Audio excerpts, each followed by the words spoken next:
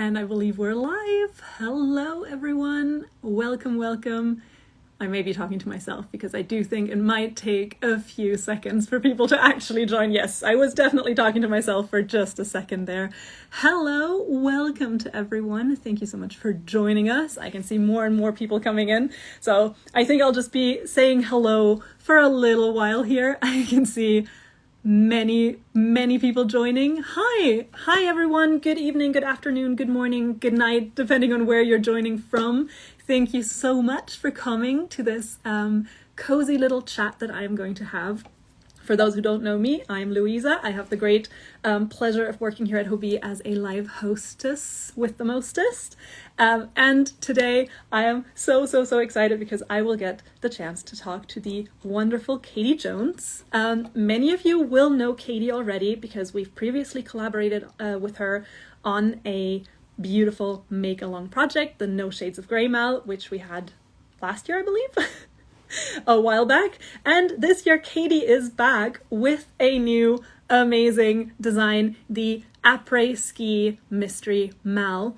It is a fun, joyful, cozy project, perfect for now that nights are getting longer, days are getting shorter, it may be getting a bit colder out there, so we're all looking forward to those cozy, comfortable moments where you slip on your favorite jumper and are ready to take the winter head on. And Katie is going to join me in just a second.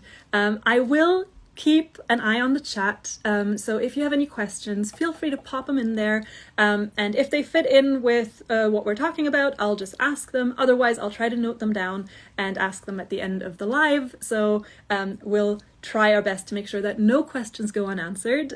So yeah, let me know if you have any questions in the chat.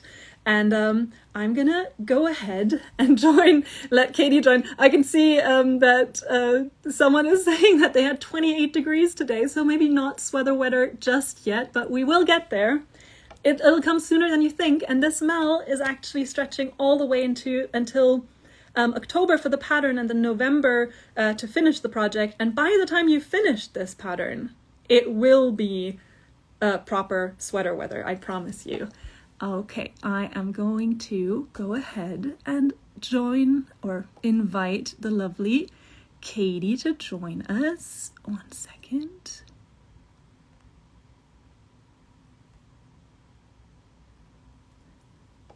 There we are. I can see she's already.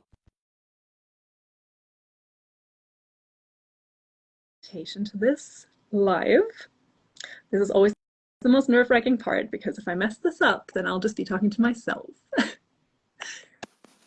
Hello. Hi, Katie. Hello, everybody. Thank you so much for taking the time to join us tonight. I hope you're doing well. Have you had a good start to the week? I have, I think. It's always a little bit manic on a Monday, but yes. True that. Thank you so much. I can see plenty of people in the chat being very happy to see you here. It's so great to get a chance to talk to you about this amazing project and about some other things because I'm also very eager to learn a little bit more about you.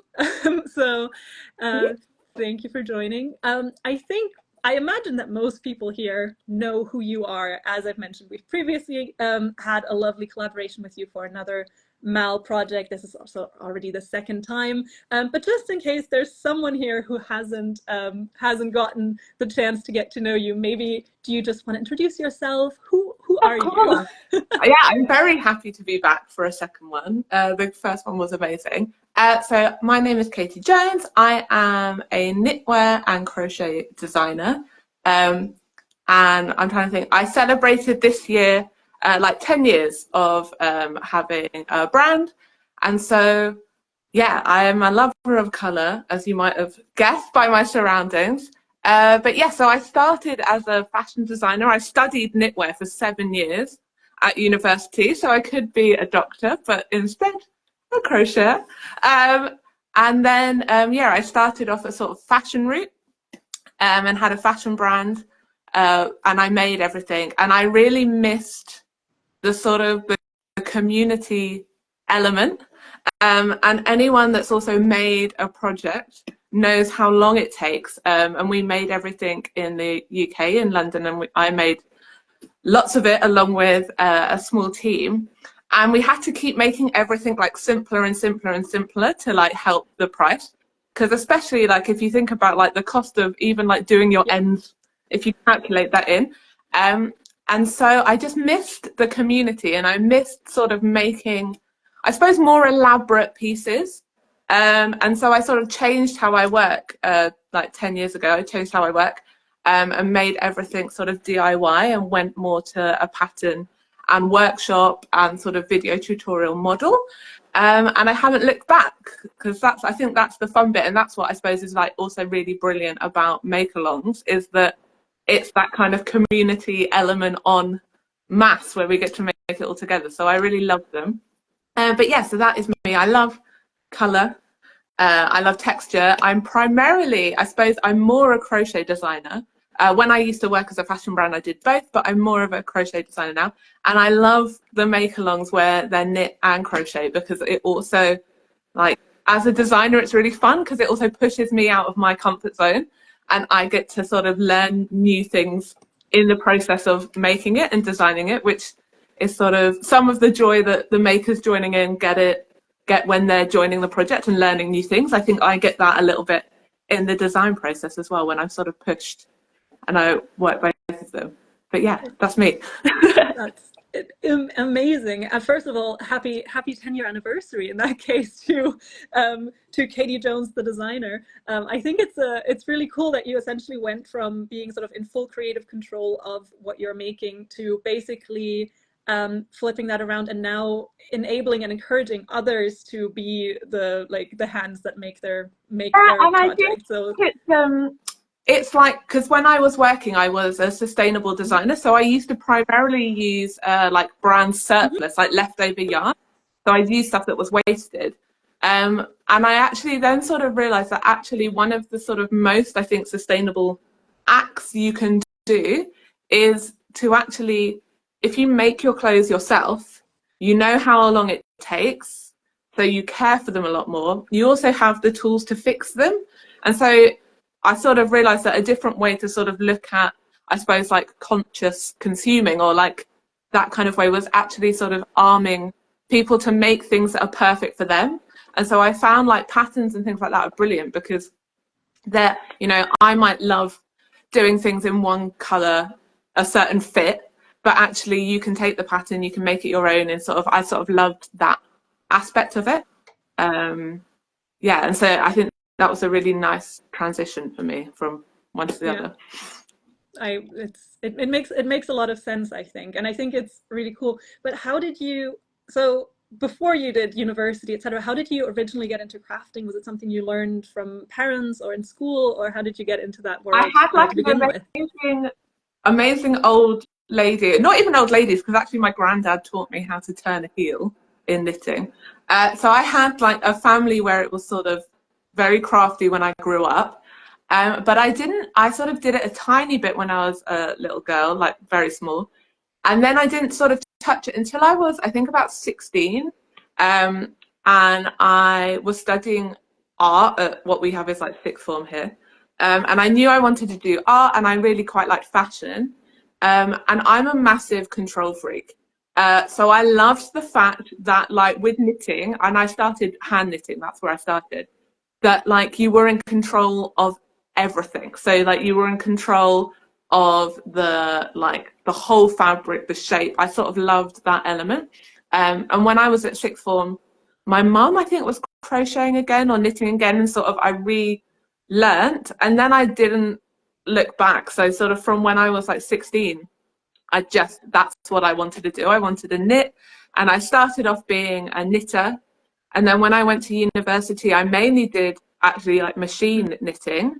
And I was working for a designer at the time alongside university. And if anyone's used a knit machine before, they're kind of like a Yamaha keyboard that you sort of hand power like this. But you know, you can't watch it in front of the TV. Well, not very easily. You can't sit on a sofa. You become like quite hunched. And so for my own work, I wanted to change because I was like, I can't sit hunched over this desk all the time. And so I picked up a crochet needle, crochet hook, and it sort of, I was like, this is amazing because I'm also someone who is quite, I would say slapdash. So knitting, I find you have to be very precise quite a lot of the time. And crochet, you can kind of wing it a bit more. And yeah, and so then I sort of fell in love with crochet. So I sort of started when I was younger, but didn't do a huge amount. And then, yeah, my mum sort of started redoing it when I was about 16, and I sort of was watching her. And I was like, that's fun. And I got, yeah, obsessed again. And the rest, as they say, is history. And Yeah, now and here then we I are. never stopped. I never stopped. Um, I've seen some people on the chat who are very intrigued by or really love your hat and your sweater. Do you want to talk So about those real quick? sweater, it's not even a sweater because I'm really hot. It's a shirt that's printed with granny squares. So I can wear crochet even when it's quite warm in my house. But the beret, you might recognize the yarn. A Hobbii favorite, I think. It's that this is where I get it right. It's Honey Bunny Candy. Is it called It Candy? is, yes. Candy. Um, and it is on my sort of, I have a blog and I've got a very basic pattern, but I'm writing a pattern on it. But for berets, it is, I know quite a lot of the time it's used for, I always pronounce it wrong, aragorumi, but it is so Yeah, snuggly as a hat. It's like so good.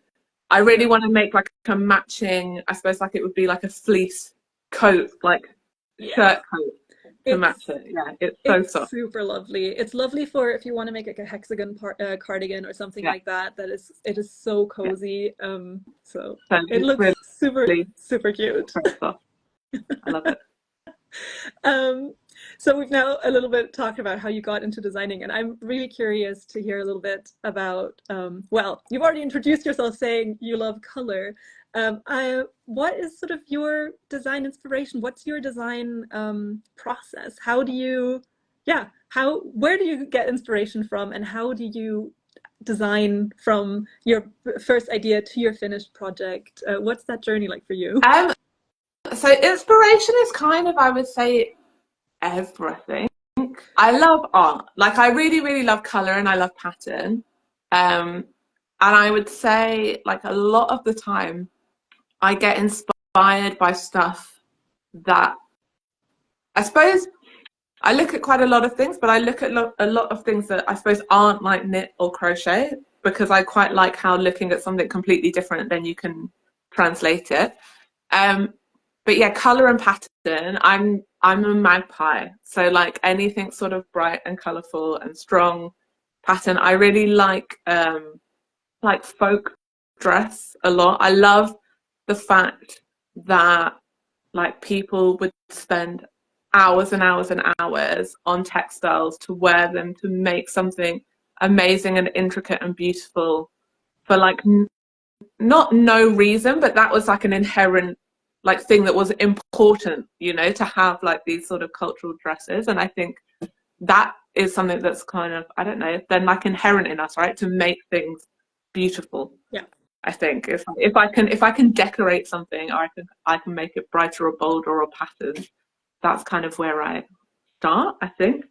Um, but yeah, I'm probably just like a giant kid. Like I like playful things that are fun, and bright and colourful, and yeah, I'm really drawn to that.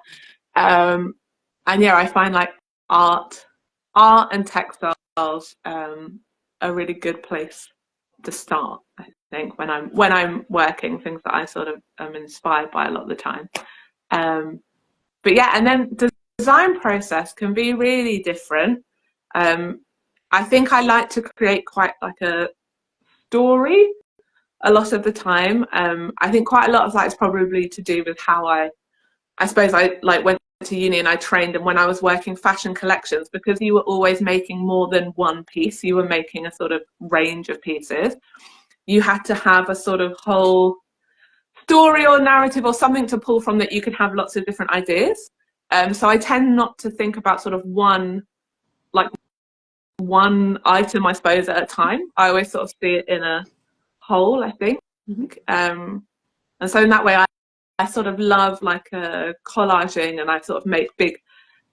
I like a sketchbook, like where I just put things that I love. I'm building up and then like making connections, I think, with the colors and that stuff. And then designing a make along is quite different, I think, in process. Well, not different, but you have to think about a lot more than just, I suppose, like if I was making something, say like out of granny squares or something like that, you can kind of think of smaller elements and how they work together and then the color. But I think a make along is a lot more, the design process I find for me is a lot more in depth, because you have to think about a lot more aspects to it, especially if you're making something where it's over a few weeks. And for me, I really love the fact that it's not really too repetitive, like each time you're learning a new skill and then it has to build. And then you have to think about where you start the make and then how you put it together so it sort of builds week by week. And then with these ones, a really sort of fun, and I suppose like for me, a real challenging aspect is making them in knit and crochet and for them to look the same. And so actually, I suppose my design process for a make along is quite different, because usually I would go sort of 100% like feeling, shapes, color first. And with a make along, a lot of the time is sort of, I have a rough idea of what I might like to look at. Or also that sort of helped, especially with this one with Hobbii, like what season we're working to and what yarns you can use. And then thinking about, okay, actually for this one, I made lots of different swatches, thinking about what techniques can I make that look the same in both. And then what skill level are these at level, and then actually how I can put them together. So it's really quite a jigsaw when you're designing a make along, because there's so many different aspects. It's not kind of just making a pretty jumper, which I hope it is a pretty jumper by the end of it. Like I like it, but it's there's a lot more parts to it, because especially when it's sort of, one of the big things that we try and make it is that it's sort of beginners up. So as long as you can do the basic, you can join in. So then it's really thinking about how you I suppose, stack the techniques that people can sort of grow with the project and like enjoy it. I think that's so it's fun. It's like a real brain teaser at the beginning for me. I find like it's a really good brain workout. I mean, it works though, even with the theme, because it's sort of the pattern has this like sort of gradual incline and difficulty, almost as if you're on the ski lift going up the hill. And this is now where, I should have named each part after, like, I'm not a skier, so I don't know them, but I know there's like different runs, isn't there? Like when you progress it, I should have named each section. Sort of, like, then you have the black diamond slope, or whatever it's called, the most difficult one at the end. I actually love one thing I learned from you from the previous make along. I'm a crocheter, so this didn't actually apply to me that much, but I remember learning from you that in order to avoid getting stuck with the sleeves, you could just work them both at the same time. And it is something I've recommended now to so many of, especially customers, if I'm on the phone to them and they're kind of stuck. I'm always like, oh, there's this great thing I learned from Katie Jones. I just remembered that, and I thought it's like, that's such a great thing that was part of your previous Mel, and just love love that little detail. People always call it, it's a much more, I think, like a knitter phrase, but people always talk about being left on Sleeve Island. Like, being left on, where you sort of make one. And I am someone where I have, I suppose it's quite like I'm kind of an impatient maker. And I have so many projects where I got to one sleeve and then I'm like, and then I'm like, come on. So both at the same time. Even when I'm crocheting now, I sort of tandem them, because then it means I sort of can finish it at the same time. It is such a good hack, just for someone who, like me, it tends to, if I can't see an immediate result, I might sort of get a bit discouraged. And so I learned that from you, and it was I think are crocheters more impatient than knitters? Because knitting is definitely slower. So I wonder if crocheters are generally more like We want that sort of instant gratification a bit quicker. I think it might be. I think it might be what drew me to crochet definitely over knitting personally. um, do you currently, I mean, aside from having just designed this massive project, but do you kind of have a favorite project that you've been working on or a favorite yarn that you're currently working with? Is there something that's just sort of currently a big fave with you? So at the moment, I'm trying to, like, this project has, I suppose, like taken over. Yeah. So I haven't done much else on the side. Um, and I'm actively trying to use up my stash. So I've been making things like berets using stuff I've got. So I think I'm really open when it comes to yarn. I'm not, I think I'm like, when it comes to yarn, I'm someone where I obsess, I think, over color more than yarn type. So some people have like definitely like a favorite fiber that they like working with or a favorite type of yarn. And I think I am always someone who is sort of, first of all, drawn to color and texture, and then I sort of work out, or I'm that kind of person where I like put loads of different yarns. When it's stuff for me, especially when it's stuff I'm making for myself, if I don't have to write a pattern for it or like sort of be very calculated, I sort of try and use lots of stuff what I have. And actually I sort of love it because especially when we're doing the make alongs, when we're working out what yarn to use, um, I get lots of different hobby balls of like all the different types. And obviously because we're testing what yarn works, I sort of have little bits of lots of different stuff. So I kind of love the challenge of how I then can use up the stuff that we didn't end up using in the make along, and I can sort of mix it together. Yeah, and sort of make, I suppose, a bit more patchworky Yeah. pieces. That's like another challenge. Like, how can I mix all these different types of yarn and it look nice? I I mean, I know for a fact that you've managed with this one, so I think I might just merge a little bit into talking about the Après Ski Mal. I've been lucky enough to have seen a finished version of both the knit and crochet, and so for everyone that's wondering, I can confirm that they are about, I think, as beautiful and joyful as your designs tend to be, and just I think it's going to be a fantastic project, and I think it's going to be a favorite sweater that people return to year after year after year because So, and that's what we try to do. Like, it's sort of, we try to design it, like I tried to design it so it's for that kind of winter season, um, and that you can return to loads and you can wear through the whole season. So, you know, it's a little bit fluffy, it's a little bit sparkly, so it's got a little bit of that festive feel, but it's not a sort of only for, you know, a limited, you know, time of year jumper. It's like one that you can wear, I think, hopefully a lot the minute there's a little chill in the air. And yeah. I think that's what I want. I wanted it to feel like a modern twist on like a classic jumper that you could wear, you know, this year, next year, 10 years, that you can really love it. Because I think especially when you put so much time into it, like we're all making this together over, I think it's like 7 weeks, and then there's an extra month at the end. And obviously anyone can take as long as they want on the project, but you spend a long time making something. And so then you really want it to be something that you're going to be able to easily wear, I think, and love and last and sort of, yeah. So hopefully it's sort of, it's got a little bit of that sort of classic, like a contemporary twist on that sort of classic wintry jumper.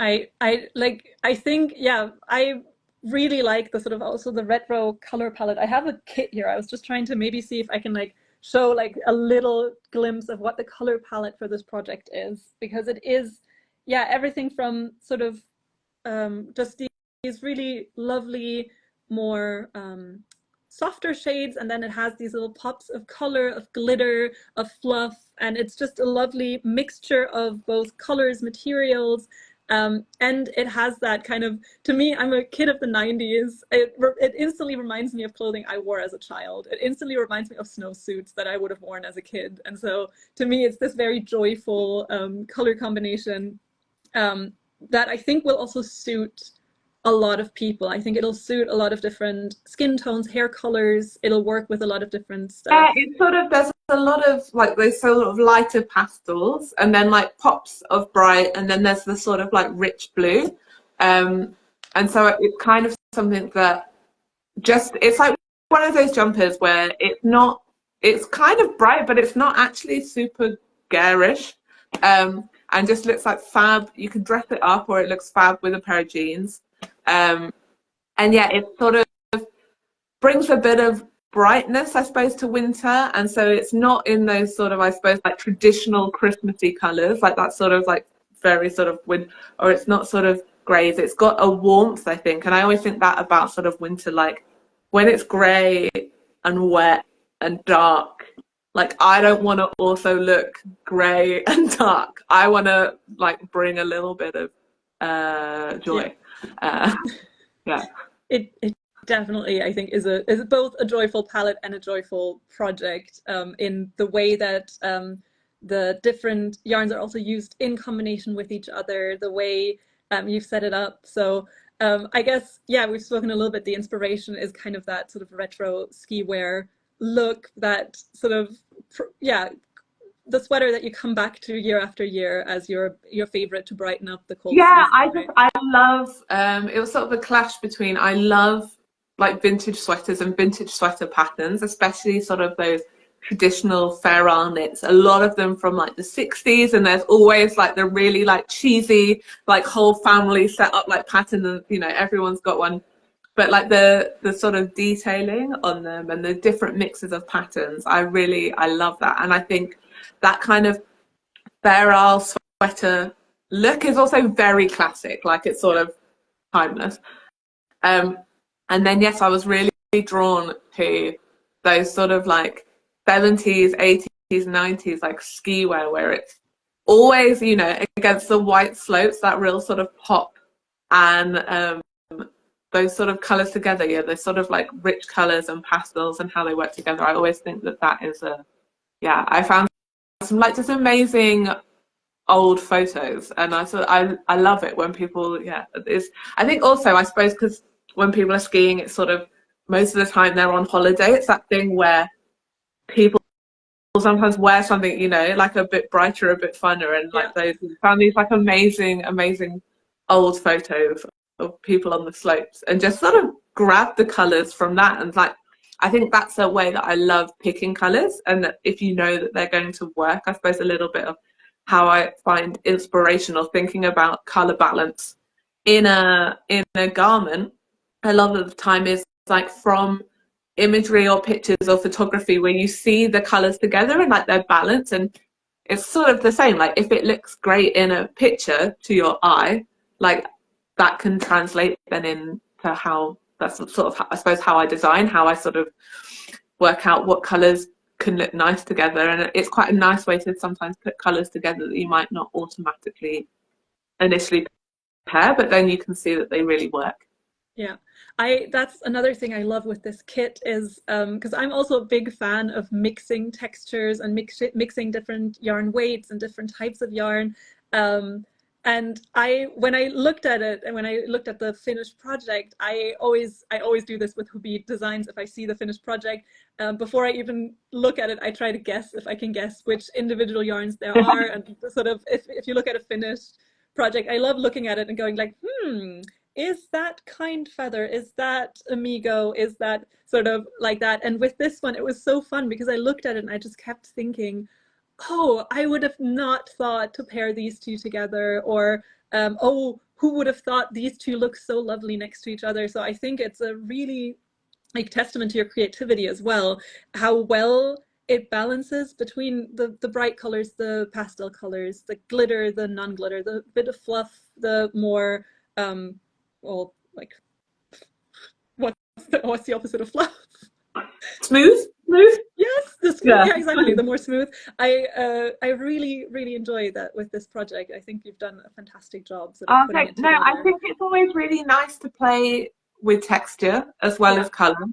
Um, and it's just also like something that's nice yeah, to wear, and it sort of adds, I suppose, it adds another visual element to it, because the types of yarns, how they sort of reflect, like how they work, I think, yeah, it's also super soft and snuggly, which I think is definitely what you want, Yeah.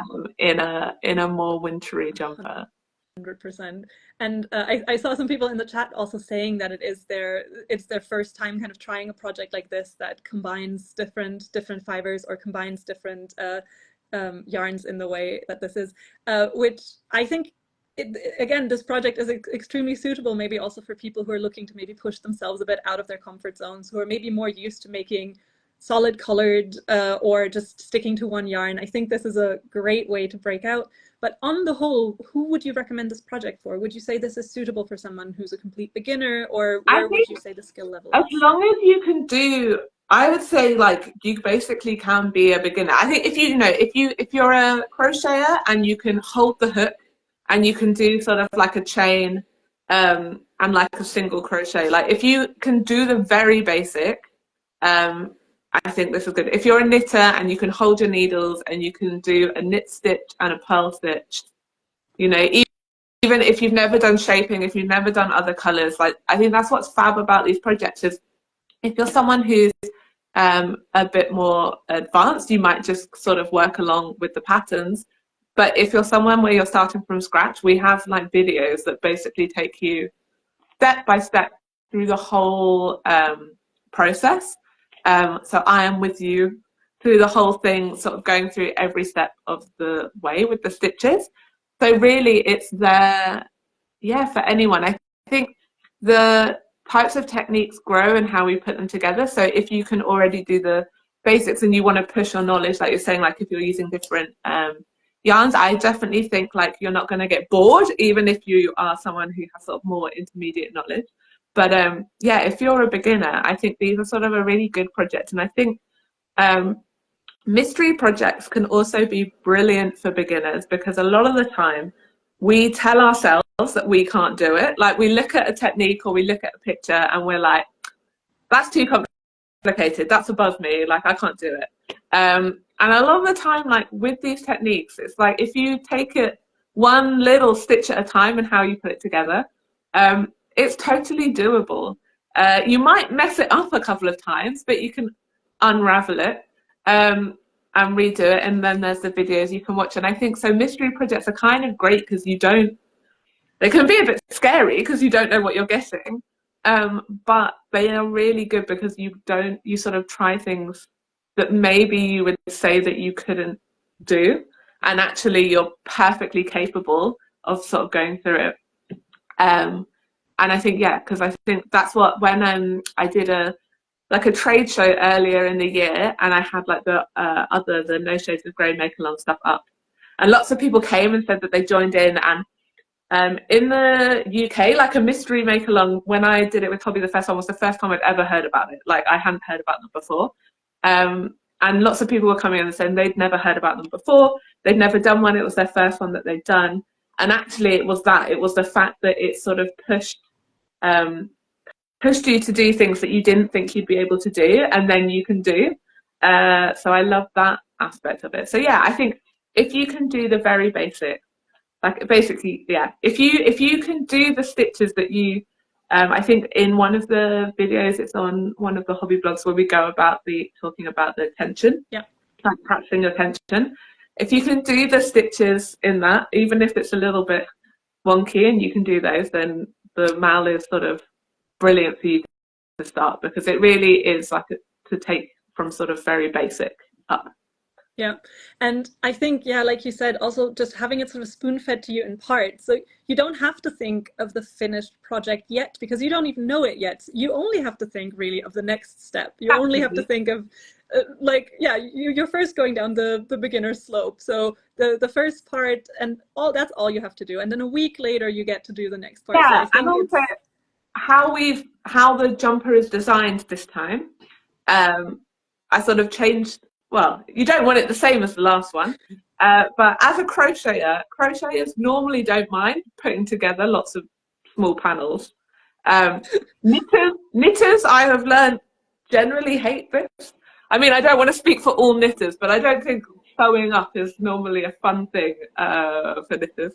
And I think actually quite a lot of crocheters don't like it. So this time, it's not in lots of tiny panels. It's sort of in bigger pieces that are worked. But also it's sort of how the front and back are worked and the sleeves is if you are maybe more new to the techniques and you want a little bit more breathing time. So how it sort of works each week is you do one part and you basically replicate that for like the back or one sleeve or the other sleeve when it's sort of growing. And so if you are someone who is brand new and it's a sort of bigger learning curve, it's sort of how you tackle it can also help. So you might be someone where each week to keep up with the make along, you decide, oh, I'm just going to make, like, you know, I'm not going to do the repeat. I'm going to make the first bit and do that. And then when we finish officially, within the sort of make along time, especially there's some prizes at the end, there's like an extra month. And so actually, if you wanted to make it sort of, I suppose, like half the amount each week to give yourself more time in your learning, you can do that and then sort of go back to it, or you can work along sort of making 2 bits each week. So it's sort of done in a way that should be really accessible to different makers and also accessible to people who want to keep up with the pace of the make along but might not have so much time each week to dedicate to it as well. Yeah, I think that's it's a really, really good way. And I think this is also something where we, of course, listen to a lot of the feedback from the previous one, where the idea was, well, you know, the last, I believe the final pattern is out on the 17th of October or thereabouts. And then to participate in our MAL giveaway and to finish your project and upload it for a chance to win, you actually have a full month after that to finish it, which also means that if you're really fast, it'll be finished just when sweater weather season officially starts in most parts here.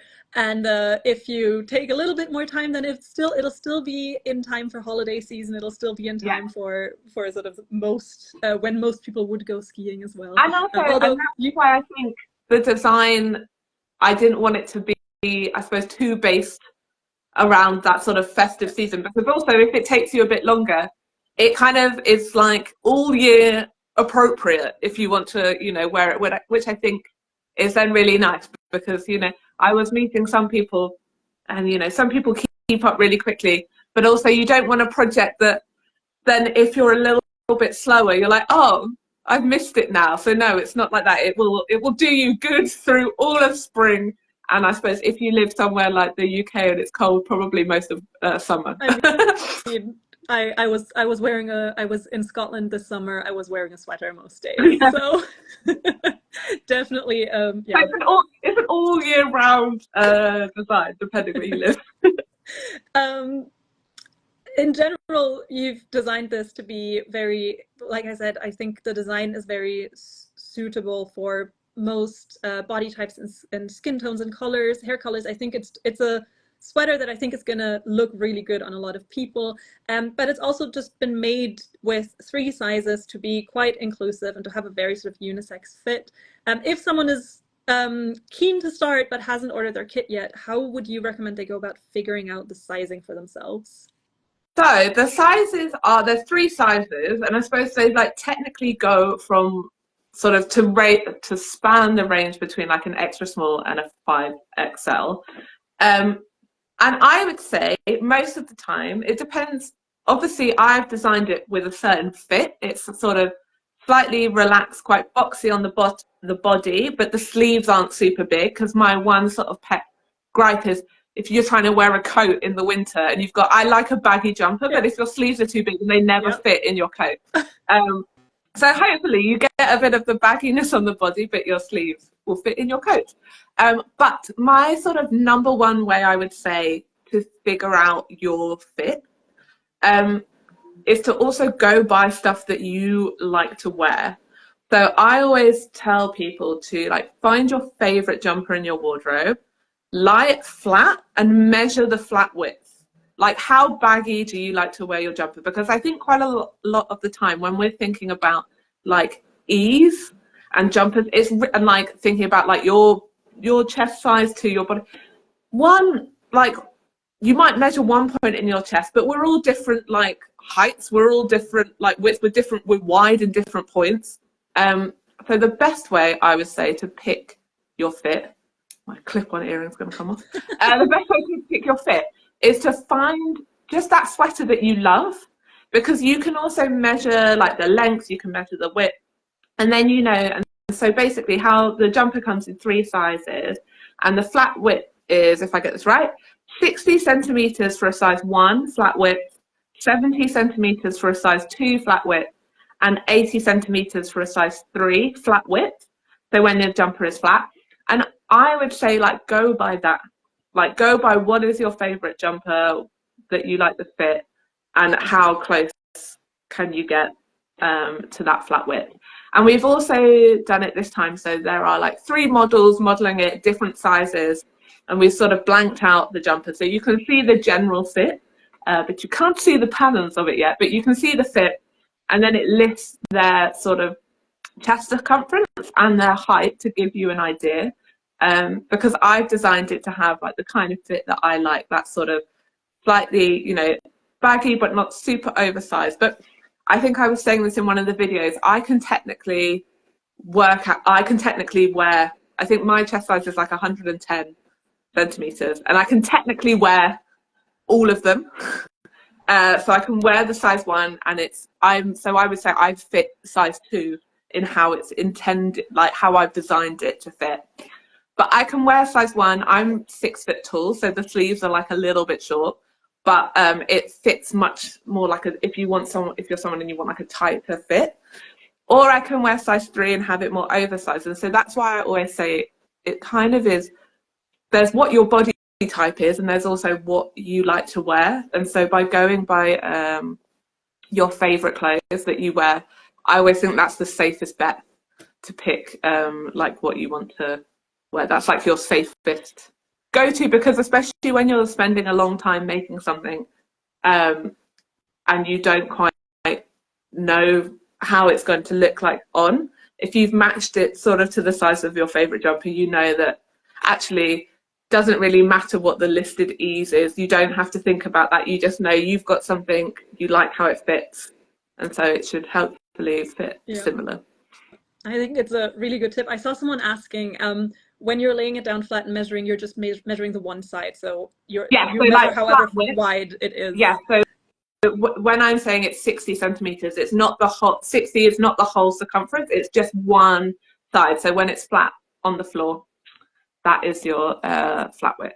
Exactly. I can see a lot of people in the chat were saying that was very helpful to them to kind of figure out how it's gonna. Always use your wardrobe, because it's like if you know, I always think that's also really helpful when you're working on other projects and you're trying to pick out colors for a project. You know, if you're working on a jumper and you're trying to pick out colors, if you've got things that are certain colors in your wardrobe or a print that you really like, I always think like using your wardrobe as a base for how long you like things, how wide you like things, your colors. I always think it's a really good thing to reference back to, because then you know you're going to like wearing it as well. Yeah.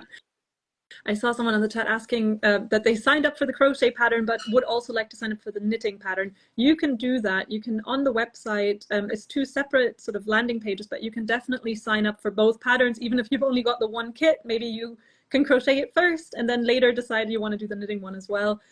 So just for anyone who's wondering. I'm really tempted to try and make one where I switch it.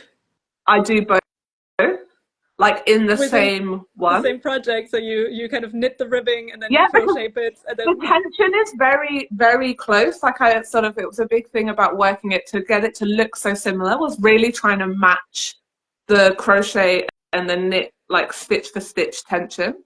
And so I'm really tempted to try and work out like how, like if I could make one where it's like part 1 is like crocheted, then part 2 is knitted, then part 2, like if I could alternate it. So that might be my challenge when it's during the make along. I think that would be I think from my point of view, as someone who crochets but has never gotten really into knitting, I think something like that might actually be something that could get me into it, to sort of challenge myself to really try and do it in a yeah, in a combination technique. That'd be really interesting. um, but for this, so when you designed this, of course, we've kind of already touched on this a little bit, um, because with the previous Mel, I mean, they already looked incredibly similar, but with this one, I think it truly is. I mean, there are some differences between the knit and the crochet design, but for the most part, I think you've found really great ways to sort of also mirror techniques in both of them. Um, Kind of what was the process like for designing this? What was the did you do it section by section, or how did you kind of put this together? Yeah, so with this project, because I knew the sort of, I kind of initially I was like, okay, Fair Isle would be like something really good, sort of looking at those sort of ways to do, I suppose, like bands where there's different techniques in them. And so then I literally just did techniques. I sort of did a big table of what techniques can I do in crochet where I think I can make them look like knit, or what techniques can I do in knitting where I think I can make them look as close as possible in crochet. And then I just made lots of little swatches and tried to match them up. And I think for me, a big thing, like I was saying, where I quite like the challenge to do both in the same garment, was as well as the techniques looking similar, a lot of it is also to do with, I suppose, scale, like getting the scale the same. So when you change something, like in the crochet one, and you change it in the knit, it will look the same. And so that was quite like a fun activity, like working out like how to work with the yarns to get, because you know most of the time like knitting and crochet doesn't sort of go like one to one, so yeah, like how you can kind of play around to get those. So I worked basically lots of little separate blocks, different stitches, and then sort of played a bit like a jigsaw puzzle, I suppose, like played around with like how I could sort of stack them, because then it's thinking about like I was saying, you sort of find your techniques that you like and that both work, but then working out about, okay, so which ones are technically, I suppose, more complicated than the other ones. And so that takes a step in like the design, because you start thinking about, okay, how do I build this garment to sort of grow in level but also look nice, and those techniques to work together. So yeah, it's sort of lots of playing around with lots of little swatches, stacking them up, yeah, at the beginning basically, and then trying to work out how that works as a whole altogether. And then, yeah, figuring out how to do it for knit, for crochet, break it up in 7 parts so that people can do it week after week. I can imagine that it's yeah, Yeah, it's like a lot quite of like mental gymnastics. the design process for a make along is, yeah, it's really involved, I think, especially to get it so it feels that you are sort of learning and growing, and it visually, because you've got to get that, you've got to get the sort of skill progression, and it visually looking nice, so it sort of comes together in a whole. And yeah, making then it being knit and crochet, because also it's trying to work out like, is the skill more complicated in crochet than it is to knit? Yeah. Yeah, so it's fun, but it's yeah, mental gymnastics. How long were you working on it? Like how long did the process take from initially the idea to finishing the project, the pattern? So I would say basically a year. I think I was thinking about it because I've also just had a baby, and it lasted the whole time. Um, I keep it's like the whole process the same. So I think the project was approved in November, yeah, until till now. So it's yeah, been like a very big a big a big part of my year. Yeah. um, what was I going to ask? I had a really good follow-up question about this, and then it just went poof out of my head. It'll probably come back to me as we continue to talk. Um, just Oh, yes, I remember what it was. I wanted to know if there was some like if there's a favorite part of it, if you have yeah, I don't know, favorite technique that you put into this, or a favorite aspect of designing it that you have for this? So in one of the weeks there are some bobbles, and I love bobbles. Like they are like hands down like one of my favorite things. Um, and so yeah, I think that's probably like one of my favorite things. I always think like I love them. Sometimes they're a little bit time consuming, but they are worth it. They are worth it. But I think that's one of my favorite bits. Just everyone, you get a little bit of texture, a little bit of like, if there's like something pom-pommy or bobbly, like that is close to my heart. It gives a very nice effect because it's yeah, because just that like raised texture is always a nice little detail. Yeah, So I completely see why, and especially on a sweater that has kind of a sort of design that's a bit more, well, yeah, striped this time rather than the squares that you did last time. Kind of, it's a really nice way to kind of give each of them a little bit of personality. Some through color, some through texture, some through both. yeah. It's Because I really think I fun. love that. I love playing around with sort of pattern visually, but I love texture and like 3D elements like that. I think I'm less of like a completely flat maker. Like I love, yeah, there to be that sort of like textural element. So like a bobble wins because it's like a punchy dot, but it's also got that sort of 3D texture element that I love. I saw some people in the chat who asked about signing up for the pattern and then maybe making it with their own yarns. That is completely okay.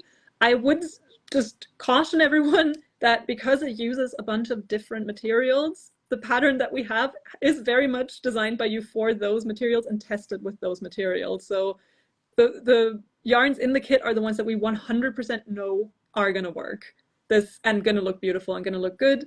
But of course, you can all sign up for the pattern if you would just like to check it out first before making a commitment. I completely understand if some people might want to wait it out, but I personally think that the color combinations are killer and the yarn combinations, and it is a very elaborate project despite being a great project for all skill levels. So I think if you're a beginner, it's going to be amazing because you will at the end truly feel like you've climbed a mountain and then you're at the top enjoying your après ski. I think the theme is very aptly chosen. um, but yeah, for those who are watching who have already gotten their kit, who've already signed up, who are already ready to go, we are launching the pattern on Thursday. Do you have any sort of words of encouragement? Is there anything they should check out, or is there anything they I should would do just say before we get started? do if you've got stuff and you want to join in, there is a video on your blog and a blog post. It's like if you've got time, do your tension stuff first because then you are good to go. And tension is one of those things that is so unique, like so unique. A yarn can say that it matches this hook size and this, but we are all very, very, very different. Um, and we all hold our yarn really differently. And so, yeah, tension, I would say, is like your key. And especially with the kits, like it's worked out for the right amount for like a tension. So it's sort of, your tension is important. One, when you don't know what it really looks like to make sure Yeah. that you're working to the right size. And if you're using a kit to work out that you're using the kit amount. And yeah, so that is your sort of your gauge that you need to go by, I would say. So there's a sort of video that goes through the tension ratio. I'm not going to repeat the sizes because I don't want to tell you wrong, but it's in there and a blog post. And I do also go through it again in the first week, in the videos for the first week. But if you've got time and you want to kind of jump in, it's a bit that I would say don't skip. Like a lot of impatient makers, me included, a lot of the time, skip this part. And it's, you shouldn't skip it basically. Like you shouldn't skip the tension because it's really important, and especially with a kit that you know that you're going to use the right amount. Yeah. And also when you're changing, like if you're having to adapt tension, it is a lot easier to change your tools rather than change yourself. So if you are someone and you've done your sort of square or like your tension swatch and it is too tight, if it is generally too tight, I wouldn't say like just try to knit looser or just try to crochet looser. I would like change your tool, because especially when it's something we're going to pick up and put down, like, you know, it's hard, especially, you know, it's like something you want to enjoy. It's hard to always then remember, like, be looser, or be tighter, be tighter. You'll just get a more regular tension if you like switch up your tools. And so that is why we didn't put the sort of hooks or needles in the kit, because I think it's something that can really range hugely. Like it's not like if you are doing your swatch and you're like, I'm 3 needle sizes bigger, like don't worry, like if the tension matches, it doesn't matter if you're 3 needle sizes bigger. Like basically if the tension is as close as possible. Obviously as well, you know, it's always difficult to get it sometimes perfect stitch height to stitch width, but if you can get it as close as possible, that's what you want, really. Yeah. Yeah. I could, and so I would say that's a good thing to do if you've got time before you get started, because then if you're sort of, you want to jump into week 1 when we launch on Thursday, then you're ready to go. So yeah, that's like, and other than that, there's not, you don't need to really practice anything. If you're completely new and you're like starting and you've never touched a crochet hook or a pair of knitting needles before, and you're starting it sort of absolutely from the beginning, like trying to practice the very basics will be helpful.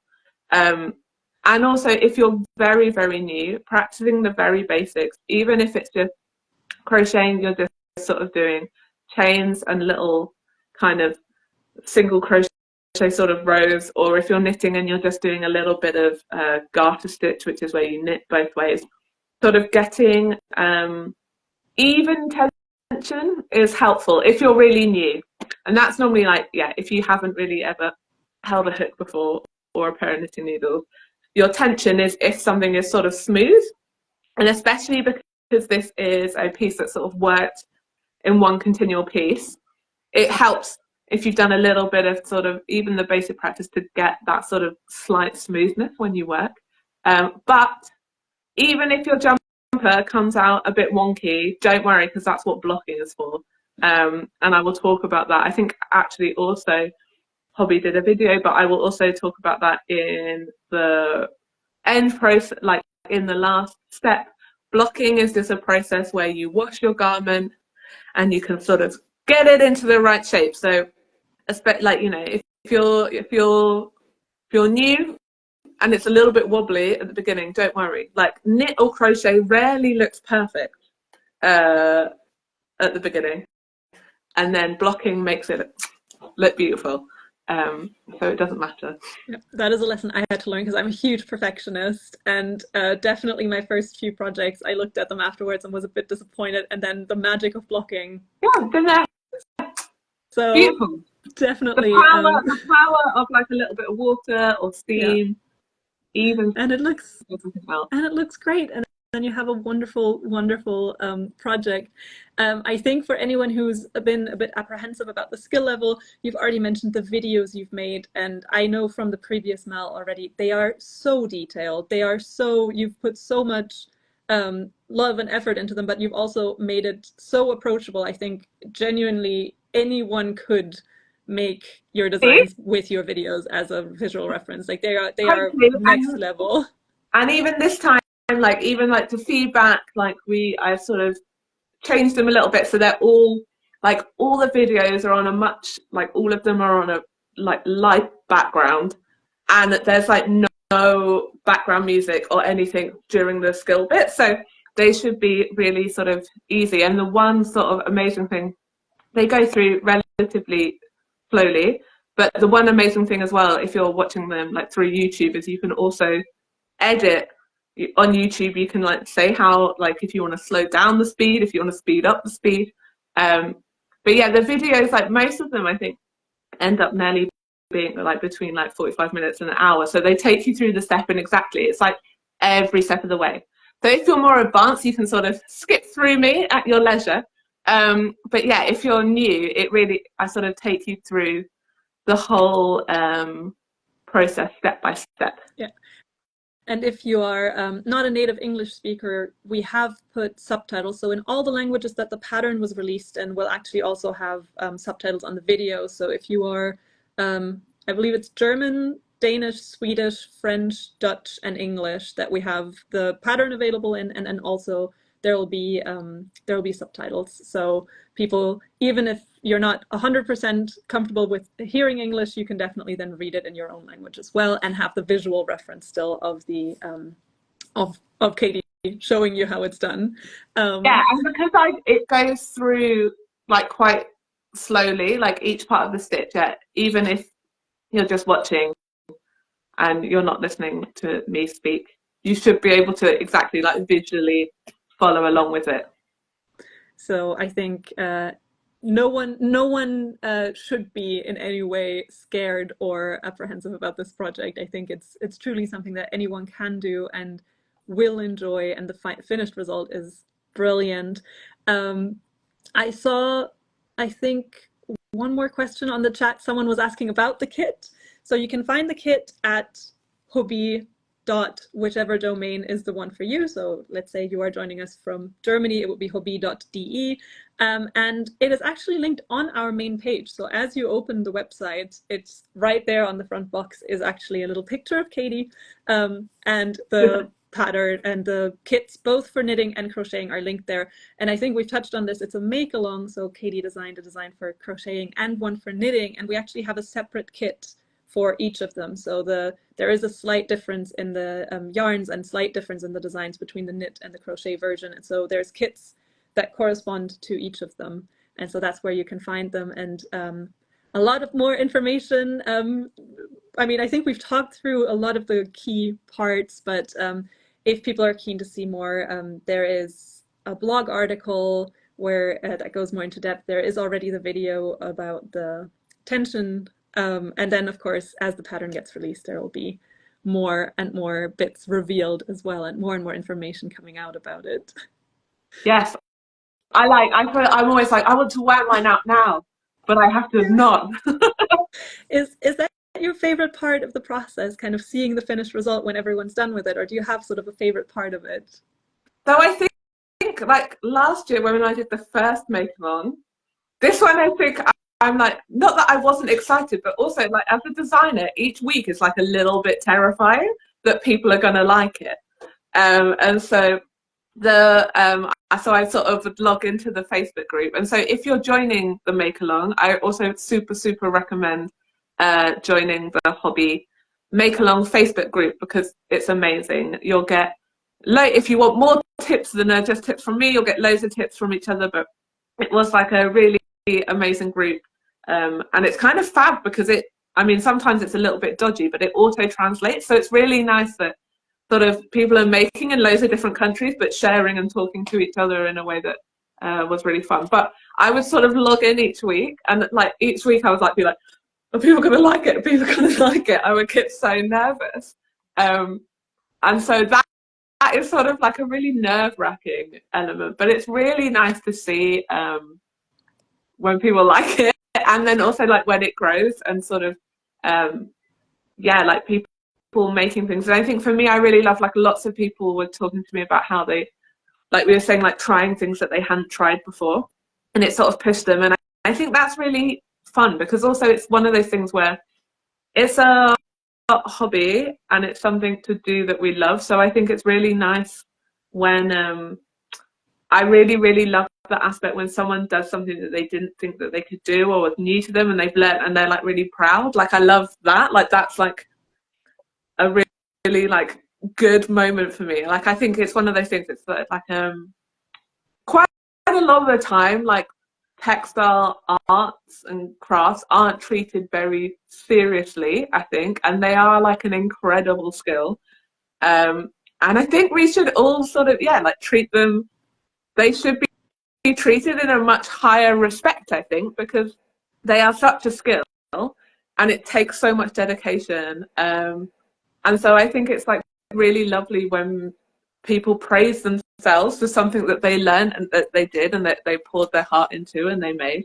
And so, yeah, that's the bit I like when I see people sort of final makes. I loved it when I was at this show and then sort of people would run up with their like No Shades of Grey make along pieces on. And like, you know, some people finished it, you know, straight away. And some people are like, I've been working on this for like, you know, like 16 months since, but they still loved it. And so that's really, you know, it's like, I love that. It's like, I suppose it's like the joy in it, which is like the absolute opposite to fast fashion, right? Like it's like something that you're going to spend lots of time on, that you can love, and you can love forever. And it's like, it's not for that instant fix. It's like for the thing that you're going to love and enjoy, and then you're just going to like repeatedly love. So yeah, that's the bit that sort of and you someone commented that they hadn't finished. They had one sleeve, and I'm like, yeah, that's fine. You can have a jumper with one sleeve. I love it. And everyone, and I guess everyone, it is your design and your sort of, you put it out there, but then everyone puts a little bit of themselves into it as they make it, right? And like you can make it, and there's like a fun element in this one where there's like I'm not going to give too much away, but in one of the part of the process you can put a bit of like a personal I mean, you can put personal twists on most designs, but there's like a bit built in where you can put a bit of a personal twist. And I love that. I love that like idea of sort of, we're all making something together, but we all can make it a little bit differently. And I also love that thing, like obviously I write it and do the technique in a certain way. But every technique, like you can sort of basically make it look the same, but there's always so many different ways to do the technique. And I kind of used to love that about the Facebook group. Like I would make, I don't know, I would make one part in a certain way, and then someone else would be like, oh, if you find that way hard, this is how I was taught to always do it. And I think there's so many things where they're like that. So like knitters will also see I knit English style.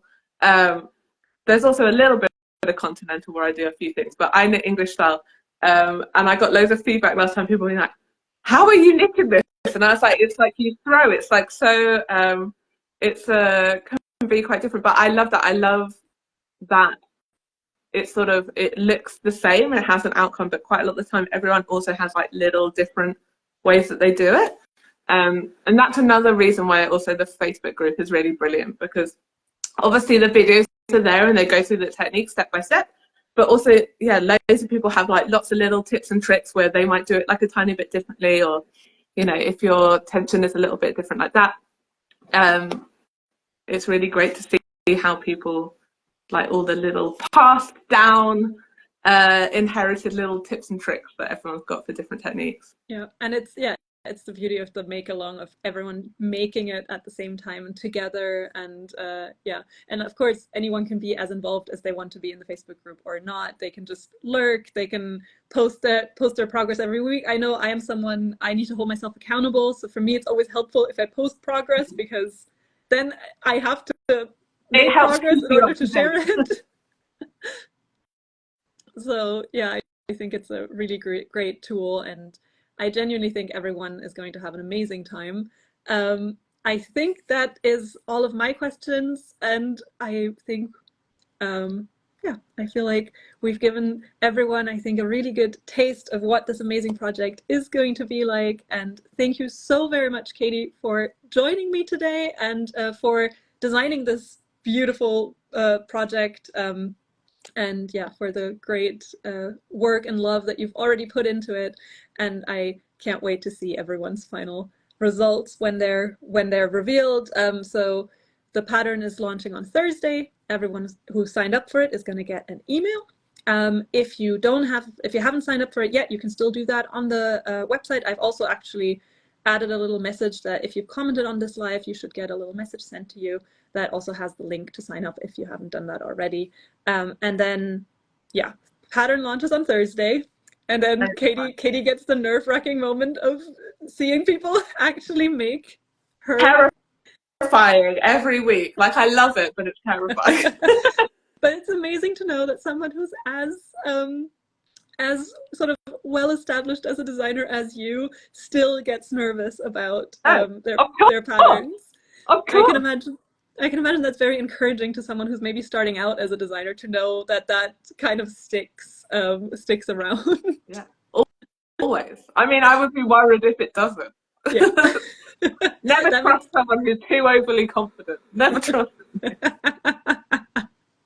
um, but I think yeah, it's a beautiful design, Katie, and thank you so much for taking the time to chat to me. No, I loved it. And if anyone is watching and they think of any other questions that we haven't gone through, in the next couple of days on my Instagram, I'll be answering any more questions. So you can always send me like a DM, or I'll put a question box up and I'll do a few stories before. Yeah, if there's any last minute questions, or you remember something that you didn't ask during this, I'll get back to people before, because yeah, it's exciting. I'm excited. It's like, yeah, it's been like a big long project, like that's been brewing for so long, so I'm really excited for people to start making it. Yeah, and I think it's going to be amazing. And if anyone has any other questions, yeah, pretty much any question, always you're free to reach out to support@hobbii.com, and our customer service team, myself included, is going to try to answer all of your big questions. And if anyone is a bit stressed knowing that the pattern releases on Thursday and they haven't ordered their kit yet, or they're just about to, depending on where you are in Europe, you might still get it before. Actually, if you order today, you might still get it before the pattern launches. And if not, it gets released on a weekly basis. And at the end, we've given you an extra month to complete your project if you want to stick to the Mal timeframe, which is, of course, also just a suggestion, because you can just make it. You can just make sure you download, just make sure, this is what I did from last year, because after the Mal time finishes, the pattern becomes like a separate pattern. So if you're doing the Mal, just remember to make sure you download and you save it every week. Yes. Download and save it every week. So then you have access, because then you can work at your own pace. Exactly. But yeah, just make sure that it is safe. Yeah. So that's if you're keen to get your kit, you still have time to do it. Go for it. And if you're already ready to go, then yeah, I guess we can't wait to see you Thursday, or whenever everyone posts their results step by step. Katie, thank you so much. Have a great evening, and I'll maybe talk to you soon. Yeah, thank you Bye. so much. It's been brilliant. Bye, Take everybody. care. Thank you.